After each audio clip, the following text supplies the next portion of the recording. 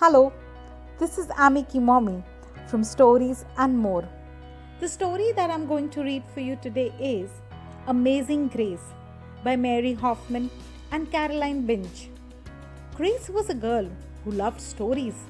She didn't mind if they were read to her or told to her or made up in her own head. She didn't care if they were from books or movies or out of Nana's long memory. Grace just loved stories. And after she had heard them, and sometimes while they were still going on, Grace would act them out, and she always gave herself the most exciting part. Grace went into battle as Joan of Arc and wove a wicked web as Nancy the spider. She hid inside the wooden horse at the gates of Troy. She went exploring for lost kingdoms.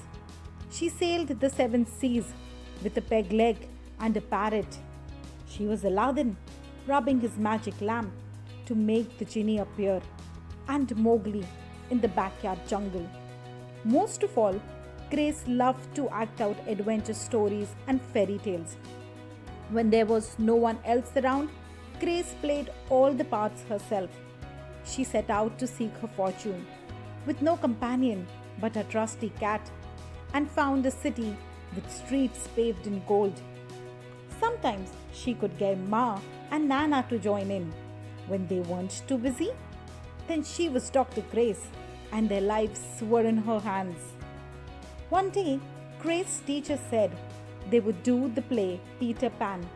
Grace knew who she wanted to be.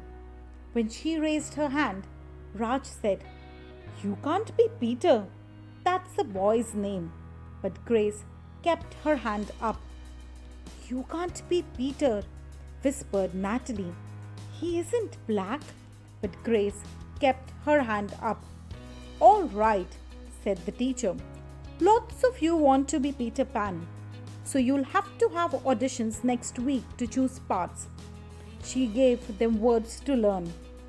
When Grace got home, she seemed sad. "What's the matter?" asked Ma. "Raj said I couldn't be Peter Pan because I'm a girl." "That just shows what Raj knows," said Ma. "A girl can be Peter Pan if she wants to." Grace cheered up. Then later, she remembered something else. "Natalie says I can't be Peter Pan because I'm black," she said. Ma looked angry. But before she could speak, Nana said, "It seems Natalie is another one who don't know nothing. You can be anything you want, Grace, if you put your mind to it." On Saturday, Nana told Grace they were going out. In the afternoon, they caught a bus and train into town. Nana took Grace to a grand theatre. The sign outside read, "Rosalie Wilkins in Romeo and Juliet," in sparkling lights. "Are we going to the ballet, Nana?" asked Grace. "We are, honey, but first I want you to look at this picture." Grace looked up and saw a beautiful young ballerina in a tutu. Above the dancer it said, "Stunning new Juliet." "That one is little Rosalie from back home in Trinidad," said Nana. "Her granny and me, we grew up together on the island. She's always asking me, do I want tickets to see her Rosalie dance? So this time, I said yes." After the ballet, Grace played the part of Juliet, dancing around her room in her imaginary tutu. "I can be anything I want," she thought. On Monday, the class met for auditions to choose who was best for each part. When it was Grace's turn to be Peter, she knew exactly what to do and all the words to say. She had been Peter Pan all the weekend.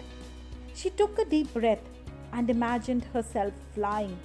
When it was time to vote, the class chose Raj to be Captain Hook and Natalie to be Wendy. There was no doubt who would be Peter Pan. Everyone voted for Grace. "You were fantastic," whispered Natalie. The play was a big success, and Grace was an amazing Peter Pan. After all, it was all over, she said. I feel as if I could fly all the way home. You probably could, said Ma. Yes, said Nana. If Grace put her mind to it, she can do anything she wants. So that's the end of today's story. I hope you all liked this story as much as I did. Bye-bye.